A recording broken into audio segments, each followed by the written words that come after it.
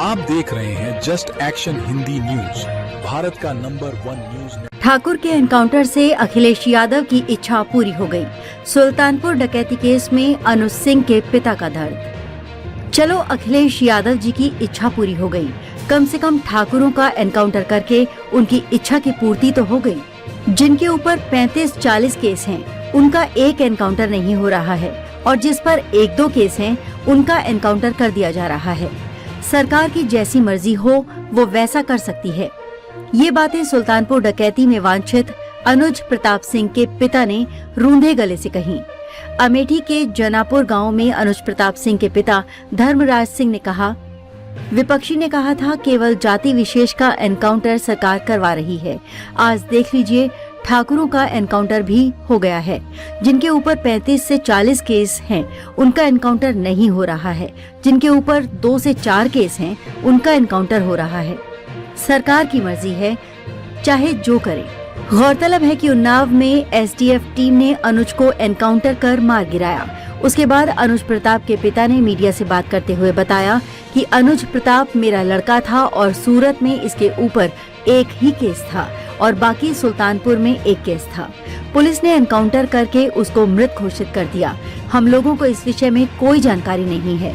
3 मई को ये घर आया था और 4 जून को ये चला गया था। सुल्तानपुर के जूलर्स शोरूम में दिन दहाड़े डकैती के बाद पुलिस का ताबड़तोड़ एक्शन जारी है।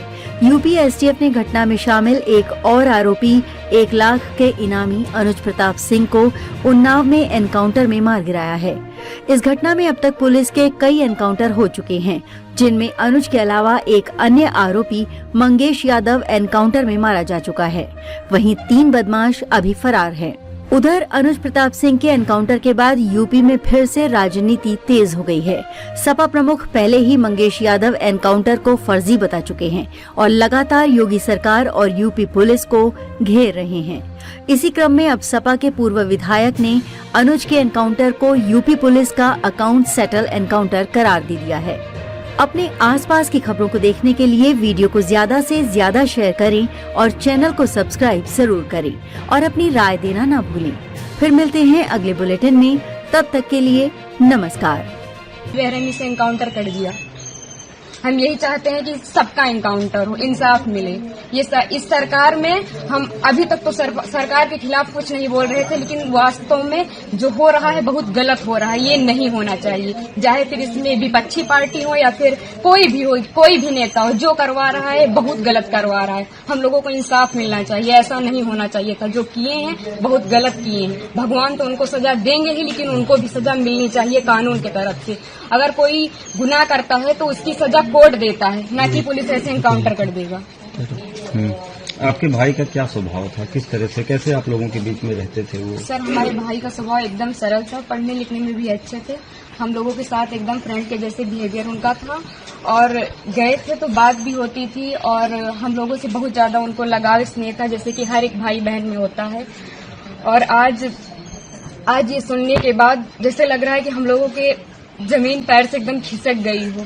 जो कानून ने किया उनको ऐसा नहीं करना चाहिए। अगर वो मिल गए थे, झूठी दिखा रहे हैं कि फायरिंग हुई, मुठभेड़ हुआ। अगर कोई छिप रहा है डर की कि हमारा एनकाउंटर ना हो जाए, तो ये झूठा अफवाह क्यों फैला रहे हैं कि फायरिंग हुई, मुठभेड़ हुआ? कुछ नहीं हुआ। उसमें फिर पुलिस को भी मरना चाहिए था ना, पुलिस का एनकाउंटर क्यों नहीं हुआ? आखिरी बार कब आए थे आपके भाई? आखिरी बार 3 जून को आए थे, 4 जून को उनका टिकट था, वापस चले गए थे सूरत, वहीं रहते थे। तो क्या एक साजिश था ताकि भाई की हत्या हुई, एसटीएफ ने कराया? और इसमें जो बिटेन सिंह है और जो विनय शुक्ला हैं, वो हमारे घर पे आए थे, 3-4 बार आए थे और हमारे भाई पढ़ाई करते थे। अभी तक हम ये सब बयान नहीं करना चाहते थे, लेकिन अब हम एकदम सच्चाई बता रहे हैं।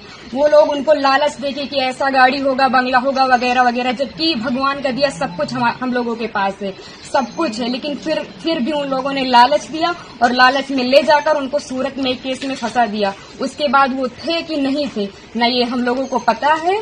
ये तो सिर्फ जिन लोगों ने करवाया उनको पता है, बिपिन सिंह और विनय शुक्ला को, और या तो भगवान को पता है वो सच था कि झूठ था। अब तो एनकाउंटर कर ही दिए हैं, जीवित तो कर नहीं सकते हमारे भाई को।